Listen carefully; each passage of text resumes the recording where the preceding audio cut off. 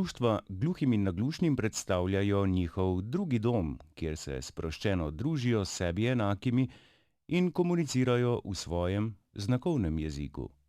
Izražajo svoje potrebe ter umetniške ali športne talente. Predvsem pa v društvu pridobijo samozavest, da je tudi življenje z okvaro sluha lahko pestro in kakovostno. To velja tudi za Društvo gluhih in naglušnih Pomurja-Murska Sobota. Okrajni odbor gluhih v Murski Soboti, predhodnik današnjega društva, je bil ustanovljen na pobudo prvega predsednika Antona Balažica in drugih entuzijastov 27. julija 1956. Da toliko dolgo obdobje delovanja, 60 let, da je plod entuzijazma in zavesti prejšnjih vodstev, prejšnjih predsednikov, prejšnjih članov, kakor tudi zdaj, o zavedanju, da je pač podpora gluhim in naglušnim zelo potrebna. Društvo gluhih in naglušnih Pomurja-Murska Sobota je bilo v svojih 6 desetletjih delovanja usmerjeno predvsem v razbijanje predsodkov do oseb z okvaro sluha in ustvarjanje pogojev za njihovo boljše zasebno in družbeno življenje. Ljudje so še vedno bili boječi. To smo gluho, nemi. Odnosno, če svoj primer povem, jaz sem rodom iz Kozjanskega in tam glupi pomeni nori. In ko sem jaz prek Murje prišel in sem prišel na društvo, pa sem malo odprl, da ne slišim, vsi so mi govorili glupi, glupi. Te pa le ne, enok sem pravil, ve sem pa ne glupi, ve sem pa ne nori, samo slišim ne. No in takrat bi lahko rekel, sem zaživel. V 60 letih delovanja se je zvrstilo 8 predsednikov in 8 sekretarjev društva. Od leta 2001 društvo uspešno vodita predsednik Ignac Jakopina in sekretar Branko Gornjec. Zavedata se dobrih temeljev, ki so jih postavili njuni predhodniki, a sta v delovanje društva vendarle vnesla svež veter. In smo kar hudo ledino orala, da smo ene določene dogme in prepričanja obstoječega vodstva in tudi določenih članov kot takih, da treba malo nekaj spremeniti. Ne da bi spremenili zato, da bomo spreminjali. Zato, da nam bo lažje, da bomo zaživeli in da se bomo znali družiti in to družiti pristno. Ena izmed pomembnih društvenih novosti zadnjih 15 let je ustanovitev sekcije naglušnih in samopomočne skupine.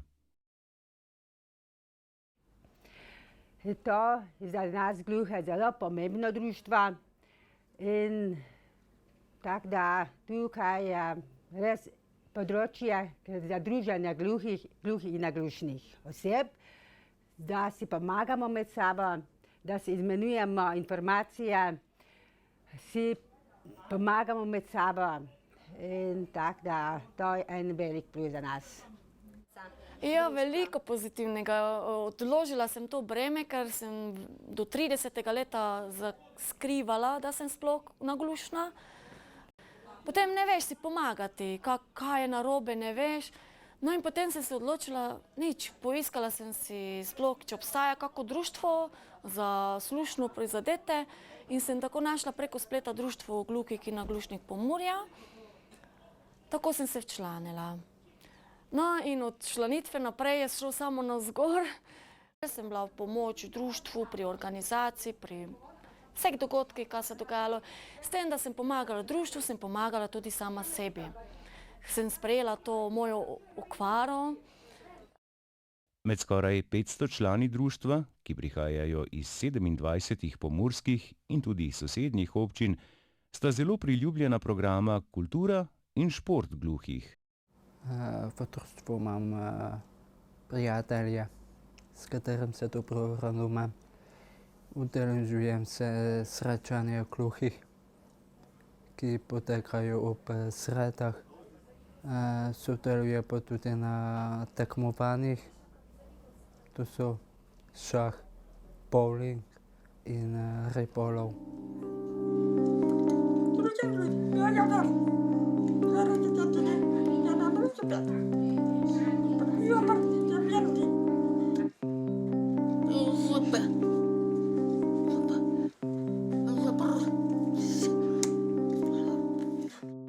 Strokovna služba Društva gluhih in naglušnih Pomurja Murska Sobota največ pozornosti posveča zaposlovanju oseb z okvaro sluha. Usposabljanje to je osnovni program. Osnovni program, s tem največ delamo. Šport je druženje, šport je nekako je ena osnova, kjer se prijetno združimo, prijetno s koristnim, navežemo stike, da v ostalih programih, ki so bolj zahtevni, se pravi, res lahko lažje delamo. Predvsem se meni gre za to, da gluha oseba ni prikrajšana. Jaz, če vem, da kdo ne gre na neko prireditev, bo naredili vse, da bo prisoten tudi tolmač. Plod sodelovanja društva v občinskem svetu za invalide je med drugim vgraditev indukcijskih zank v murskosoboško kulturno dvorano, knjižnico, grad ter kinodvorane. Dve lokalni cerkvi pa sta komunikacijsko dostopni že celo desetletje. Med prioritetami društva je tudi dobra informiranost njihovih članov. Sem gubitnik ene ledvice in dejansko posledično tudi sluha in sem se zato odločil včlaniti v društvo, kjer mi pač pomagajo z raznimi brošurami in pa novostmi, ki jih spremljamo glede tehnologije, slušnih aparatov in pa ostalega materijala, ki je pomemben za vsakodnevno in sodobno komuniciranje. V društvene prostore na ulici Staneta Rozmana 11a v središču Murske Sobote, kjer delujejo od leta 1996, želijo pritegniti predvsem več mlajših članov. Ljudje se težko odločijo, ampak potem, ko se odločijo, so naši, mi smo pa njihovi. In to je največ vredno. In v bodoče bi želel, da smo starejši člani, da bo potem tudi mlajši rod nekje se vklopil in da bomo znali en drugemu pomagati. Naš strokovni kader, z sekretarji na čelu, želim jim ogromno poguma in tudi včasih malo predrznosti. Jaz ob teh, rekel, 60-letnici, jaz delam 15 let, pa še kaj, bi se našel, jaz se, rekel, osebno se počutim izredno dobro. Izredno, rekel sem počaščen, ko sem že prej že enkrat omenil, da lahko sodelujem, da lahko, rekel, tudi sam osebno kaj prispevam. Želim pa skoraj vsa leta, sam osebno želim prispevati za dobrobit gluhih in naglušnih. Ob 60. obletnici Društva gluhih in naglušnih Pomurja Murska Sobota je izšel tudi zbornik, ki je dostopen v medknjižnični izmenjavi v sistemu Kobis.